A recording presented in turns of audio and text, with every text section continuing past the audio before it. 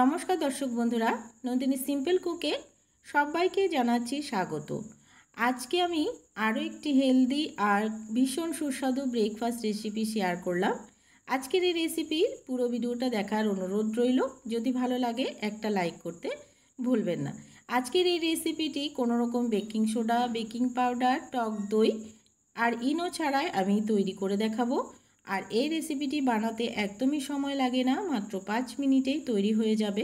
সকালবেলা হাতে সময় না থাকলে ঝটপট করে এই রেসিপি তৈরি করে বাচ্চাদের স্কুলে টিফিনে দিতে পারো। এছাড়াও বড়দের লাঞ্চ বক্সেও এই রেসিপিটি তৈরি করে দিতে পারো। তাহলে আর দেরি না করে চলো আমার প্রিয় বন্ধুরা রেসিপিটি দেখে নেওয়া যাক। আজকের এই রেসিপি তৈরি করার জন্য প্রথমে আমি এদিকে একটা বোলে নিয়ে নিচ্ছি 1 কাপ সুজি।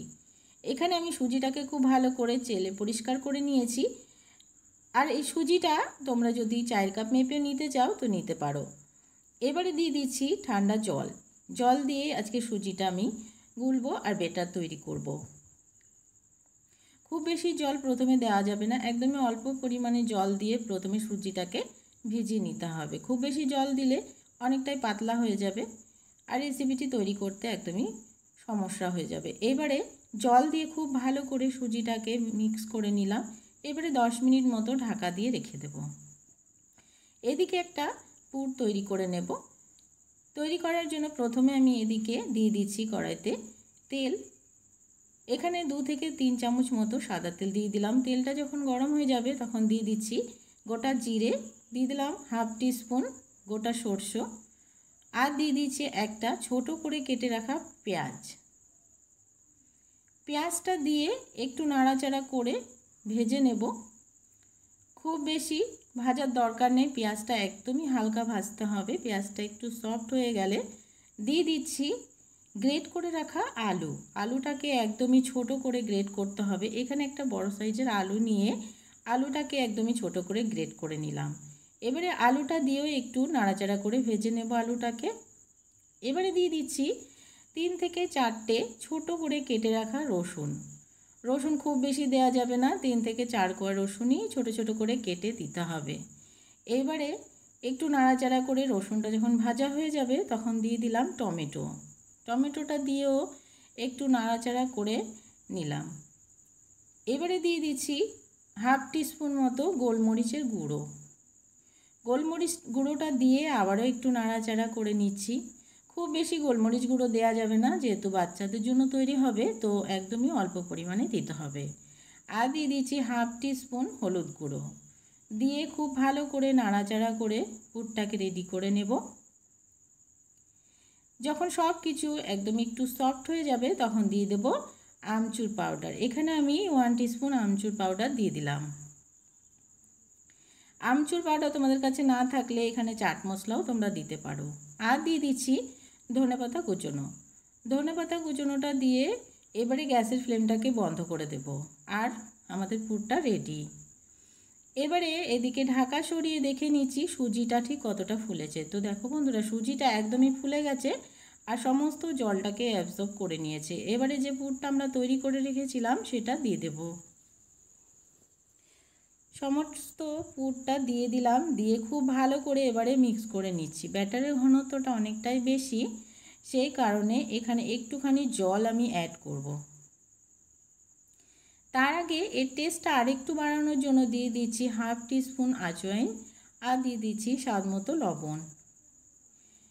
আর কিছু ইনগ্রিডিয়েন্টস এখানে আমাদের দেওয়ার প্রয়োজন নেই, সমস্ত ইনগ্রিডিয়েন্টসই এখানে দেওয়া হয়ে গেছে। এবারে একটু জল দিয়ে ব্যাটারটাকে আরও একটুখানি মিক্স করে নেব। ব্যাটারটাকে মিক্স করে নিলাম। মিক্স করে নেওয়ার পরে ব্যাটারের ঘনত্বটা দেখে নাও কতটা হয়েছে।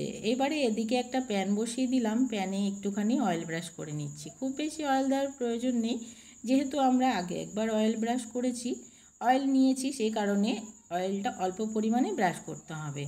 এবারে একটা চামচের সাহায্যে কিছুটা ব্যাটার নিয়ে ছোট ছোট করে এভাবে তৈরি করে নেব। তো আমি অল্প একটু ব্যাটার দিয়ে চামচের সাহায্যে একটু ছড়িয়ে ছড়িয়ে দিলাম।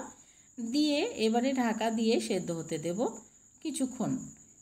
খুব বেশি সময় লাগবে না, অল্প কিছুক্ষণ পরেই উল্টে নেব। এবারে উল্টে নিয়ে দু পাশটাকে একটু ঢাকা দিয়ে লাল লাল করে ভেজে নামিয়ে নিতে হবে।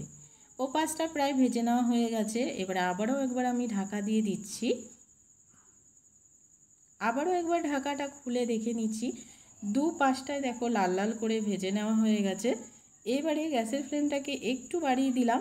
প্রথমে কিন্তু গ্যাসের ফ্লেমটাকে একদমই কমিয়ে রাখবে, তারপরে যখন ভাজা ভাজা হয়ে যাবে তখন গ্যাসের ফ্লেমটাকে একটু বাড়িয়ে দিয়ে উল্টে পাল্টে নামিয়ে নিতে হবে।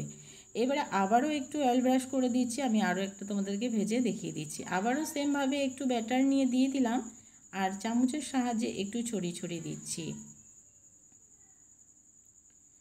চামচের সাহায্যে হালকা করে একটু ছড়িয়ে শেপ দিয়ে নেব একটা, দিয়ে আবারও ঢাকা দিয়ে একটু দু পাশটা উল্টে পাল্টে ভেজে নেব।